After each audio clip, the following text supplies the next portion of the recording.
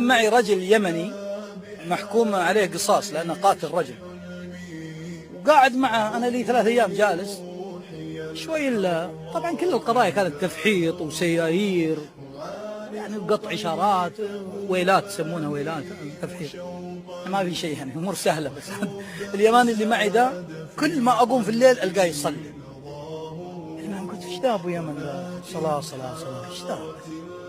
المهم بعد 3 أيام استحيت، والحياة ما يأتي إلا بخير، والحياة شعبة من شعب الإيمان. بعد 3 أيام استحيت، قلت يا أخي عيب، هذا يمني يصلي وأنا سعودي ما أصلي، عيب. كنت أتوقع أن الرسول صلى الله عليه وسلم سعودي، فقلت يا ولد يعني ما يصير الرسول من جماعاتنا، صعبة الدنيا كذا. فقمت وتوضيت، أذكر الوضوء، يعني أذكره معي، عالق في ذهني الوضوء، في غيري ما يعرف، أنا الحمد لله كنت أعرف. المهم توضيت في الليل، أنا ما أصلي، وجيت شفت اليماني يصلي، أثر في قيام الليل، ما أعرف قيام الليل، أحسبها كلها واحدة. المهم جيت كبرت جنب أبو يمن. المهم اليماني ذا يرتل الآيات ويعيد بعض الآيات ويطول.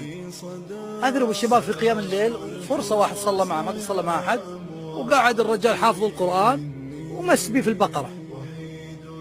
أنا ما عرفت إن في البقرة إلا لما قال آمن الرسول، دريت إنه وصلنا النهاية. بعد أوجعني ظهري وقعدت أتحمل وأنا واقف جنب اليماني. قلت الله يقلع اليماني، ايش ورطني معه يعني؟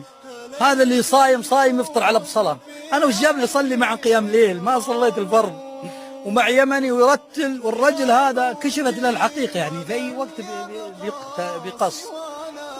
فهو قاعد يصلي في قيام الليل، قعد جنبه طول، ختم البقرة. قلنا يلا آخر مرة، والله ما عاد أعيدها، بس خليه يخلص شوي. إلا ابن الذين يفتتح لي آل عمران، يا ابن الحلال وش فيك؟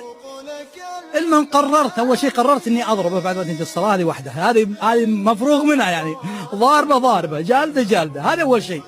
الثانية أبغاه ظهري يوجعني، يعني خلاص أنا أبغاه يقرأ ما تيسر من سورة العصر، إن أعطانا الكوثر، قصار الصور. آخر شيء وطيت على رجله، يعني اركع. ويوم ركع وأنا أركع كذا ويجيني شد عضلي، والله العظيم طول مس بي، يعني كذا مسوي ظهري. بحلال وش ذا، وش يبيني، وش اسوي ذا؟ المهم تحملته الين سلم. اول ما سلم والقط ابو يمن من هنا، قلت له شوف يا ابو يمن، اول شيء صلاتك هذه بدعه، ما اعرف بدعه بس قلت كذا يلا.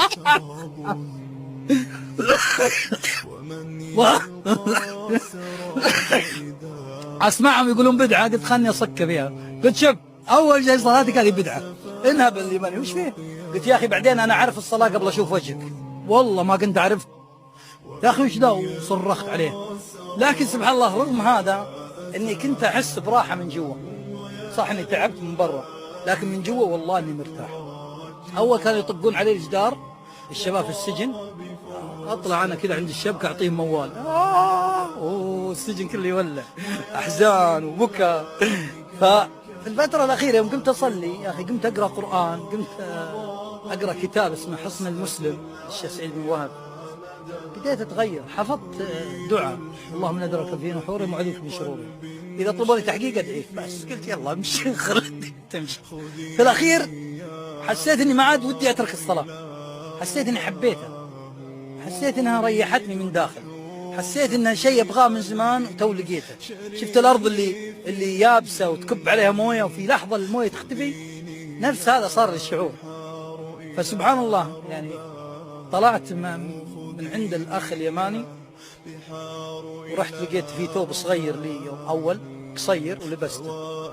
المهم طلعت في الشارع، وإذا شفت أحد مسوي كذا كأني سيلانية، أحسب ذا الهداية كذا، وكل واحد أشوفه أقول مرحبا بك يا أخ العرب. إي والله.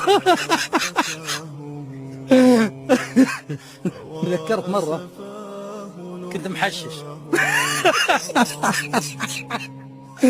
اي والله، وطالع الا اشوف خشمي طويل.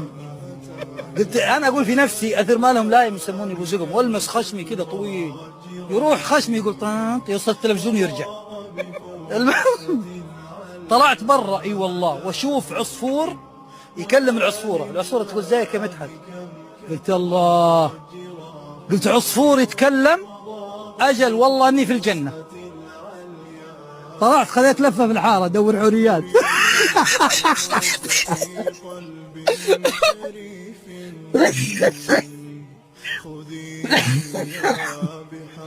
أول ما خذيت لفة ما في أحد، الشوارع فاضية والله. قلت بشوف الأنهار والحوريات والدنيا وكيف الدنيا صايرة.